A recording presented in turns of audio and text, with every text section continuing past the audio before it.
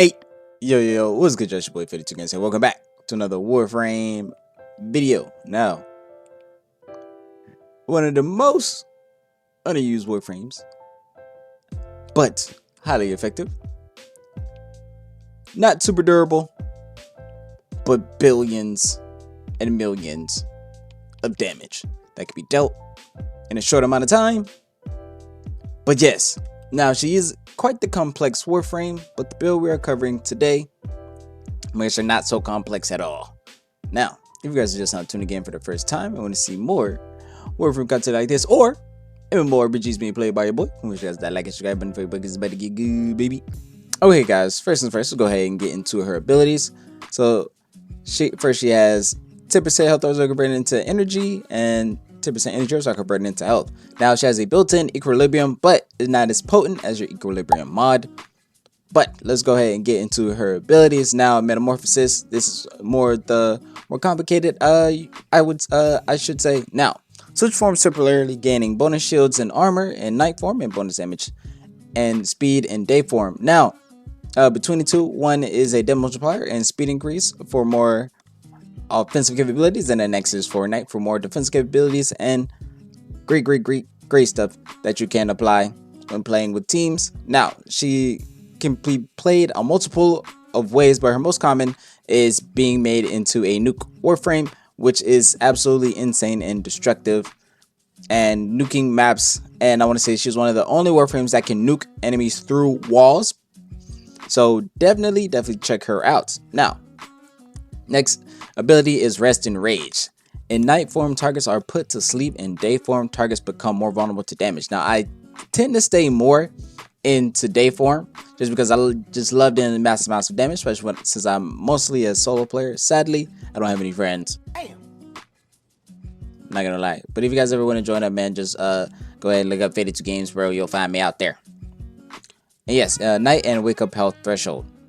Now, the next ability is Pacify and Provoke. In night form, reduce damage inflicted by enemies. In day form, increase ability strength of nearby allies, increasing your ability strength by 23%, which is huge, guys. Huge. I absolutely love this ability because it just massively pairs well with her fourth ability, which we're going to get into now. But with this ability, her day form, you get energy per second and strength. Wait, no, it costs 3 energy per second and you gain 23 ability strength. And at night form, minus 0.5 energy and a damage multiplier of 0.43, which isn't that much. It does scale with ability strength, but all her abilities scale with ability strength, which is very nice and easy, and also scales with ability duration to go ahead and lower the cost of energy per second. All right, now Mend and Maim. This is your most lethal ability, guys. Now, in night form, allies' shields are replenished with each nearby enemy killed, which is insane. This is your auger. This is like a built-in auger mod in itself, which is so nice. Now, in day form, enemies are inflicted with slash status effect, deactivate, while in night form to restore health and shields for EQUINOX and allies. Deactivating while in day form can cast a wave of slashing force. Now, this does scale with the amount of damage that is accumulated from kills. So enemies killed, the amount of damage that you deal to that enemy is then accumulated in 0.1 times the damage, or 0.75 times the damage that you have dealt to that enemy. So say you hit them with 1,000,000, you only get 750,000 damage that is built up and stored into her main ability. Now, we are constantly in day form, which can be changed by your emissive color. With the brighter the color, you'll be in day form. The darker the color, you'll be in night form at all times. Let's see if you guys don't run the metamorphosis. If you guys want to subsume, because if you subsume, keep your other 3 abilities and subsume your metamorphosis. Metamorphosis is the thing you want to subsume, just because you can get a wider range of abilities that does what these abilities do, just better. Like take Roar, Nourish, for instance, and if you want shield capacity, you can go for, you can go for Arrow's Ability, or you can go Pillage, stuff like that. But me personally, I am running Terrify just for the armor strip, just to make it so much easier to nuke enemies, and I don't have to accumulate as much damage to nuke rooms, baby.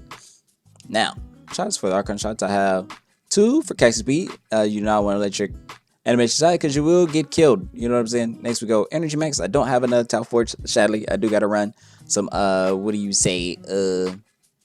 I do have to run some natural cells. Go ahead and get some more. Now I have one for ability strength and another one for energy max, just because we're not running any flow mods on this build. Now I know I have a lot of prime mods on here, but you don't need to have the prime mods. I just like having them just because I like having them. All right.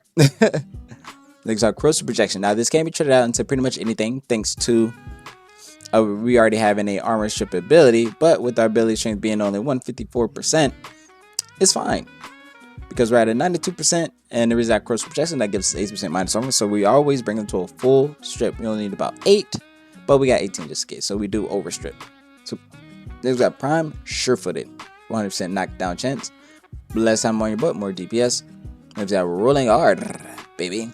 Now I do like adaptation, but I just like have a rolling guard just because it's more viable, and you're rolling a lot because we're constantly moving around the map nuking things. So if we get into trouble or an acolyte, we didn't burst him down fast enough, we didn't burst down the acolyte fast enough, all we got to do is roll dodge and accumulate that damage again, and we are vulnerable for 3 seconds, which is very nice. And that is stacked on top of our shield gate, which is our shield gate duration is about 2.4 seconds mixed with that, so we have a 5-second invulnerable state. With that 5 seconds, we will be completely, our shields will be completely recharged thanks to our Sentinel and also Arcane Aegis and Blast Deflection mixed together. So it's very hard to kill us unless we're just like getting roasted. But a strong weapon means a strong survivability. I also have Molt Augmenting, guys, just for more ability chains and stack up that ability chain even more on top of what is it, Rest and Rage, Pacify and Provoke. So that also gives us another ability strength increase. But next we have Blind Rage, Cunning Drift, and Equilibrium. Realize it's Equilibrium. It just stacks. So that's 120% health and energy pickup, which is very, very nice. Next we have Overextended, just for more range. Cunning Drift for more range. Now I could have gone to stretch, but the polarity here is this, so I said screw it. Let's just go this. And plus, I just love being able to glide around the map a lot easier. And less friction means more speed, baby. Next we have Prime Continuity and Prime Redirection, just for more energy max. Now the higher your shield, I say energy max, the higher your shield max, the more your shield become, and the how do I say this? The higher your shield, the longer invulnerable time.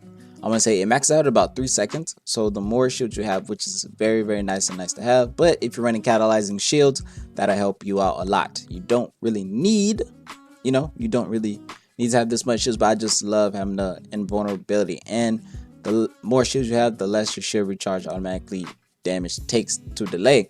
Now, if you want to increase this, you want to go full shield gating, and let's say you can drop your Cunning Drift, switch to polarity, and you can go to things like Vigilant Vigor or Fortitude, which I'll show you here. Now what Fortitude does, 40% chance to resist knockdown and 100% shield recharge. Next, if you also want to go Vigilant Vigor, which is also a reducer recharge delay by 30% and a 60% shield recharge, which is also a very good thing. Now if you guys don't have prime redirection, you can go regular redirection, or if you just don't want to boost your shields at all, you can definitely just go Vigilant Vigor, Fortitude, and Fast Deflection, and you can take prime sure-footed off if you don't have prime sure-footed, and just go regular sure-footed, because sure-footed mixed with Fortitude makes it to where you have a full 100% resist to knockdown, which is so nice. So if you guys don't have prime sure-footed, you can run that. But I definitely recommend Handspring if you don't want to waste the mod space. You can go Handspring as well, which is very nice. But Time of Fallout, Toxic Riot, Fisher Blast, Cleanse the Memory, just because I'm about to go destroy, well, any faction mod will do, destroy some memory in the Netro cells, but Galvanize Savvy, because Phantasma is a status weapon, so definitely want to run that. Galvanize Hell as well, just for more multi-shot incendiary coat, just because I love having heat damage, because heat is the only, well, I want to say is heat and viral are the only, heat, viral, radiation, I want to say the only status effects that stack indefinitely, while heat being the highest, which can continue to stack over and over. So super nice. Alright, and for we have the Latum. Now I am leveling this up, but I am gonna put another status mod, so Another mod that gives status, so maybe electricity, maybe another heat mod.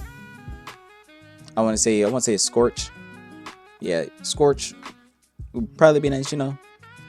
Or I can just go for one of my goodies like accelerated isotope, just for that, or magnetic might, which also give us a nice crit damage bonus along with magnetic as well, destroying those overguarded enemies, baby. And we decided to go cascaded flare just to build up more heat procs on our phantasma and this weapon at the same time, which is nice.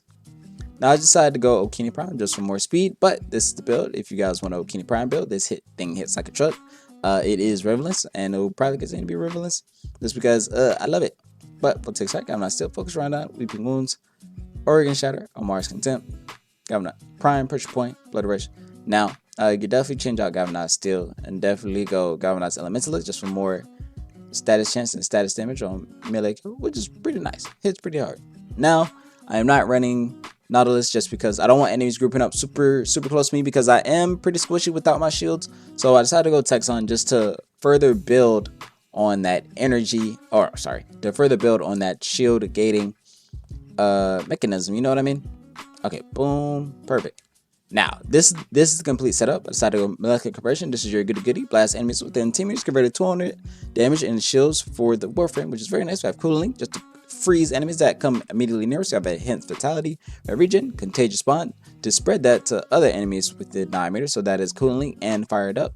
Now we do have heat. We do have heat modded on our weapon, so that will stack another 100%, so dealing double the damage. There's a duplex bond, further increasing that damage because our that's what we'll be doing it again. So also dropping energy as well, so multiplying it by 3, so about 6 times the damage that our companion is doing, which is very nice. We have shield charger and guardian. These are my shield gating lovelies. I love having these whenever I run a good old fashioned Taxon, just because Taxon is just so good, man. A lot of people just doesn't use it as much. But yes, okay, next, this is my Virgolos Prime. Now I did just change it, but it's fine because I had like an idea of how I wanted to run this, but I can't remember at the moment. I think, was it hammer shot, status chance? Yeah, because we want more status chance for our status to be applied twice. We want that heat, man. We want that heat to just devastate enemies, and having that hammer shot as well just creates that crit damage. It's just so nice as well. So about 404. Now this might look small, but we're hitting very hard. And then we have galvanized aptitude, so there's about another 80% plus on top of our acceleration, which is very nice. But I will formula again, or probably 2 more times. And when I do formula 2 more times, all I gotta do is just apply another status effect. So as you guys know, either where's your so high voltage or magnetic capacity if I want, or radiated reload, which is very better nice. So either one of those two is nice. But yeah, guys, that is the build, man. And if you guys are looking to see more Warframe content like this, man, and want to see more gaming videos done by your boy Fed, man, please make sure you guys like, subscribe, because I really enjoy making these videos. And yeah, I'm out. Your day. Catch you next one. Peace. I feel like Bruno, but call me Uno, cause I got one of them with me. And I'm a beast, pity, this shit gon' bang, shitty, gotta put on for my city, bitch, I keep everything I think I had enough, all this money got me acting up. Niggas be mad as fuck, cause they know I gotta bag it up.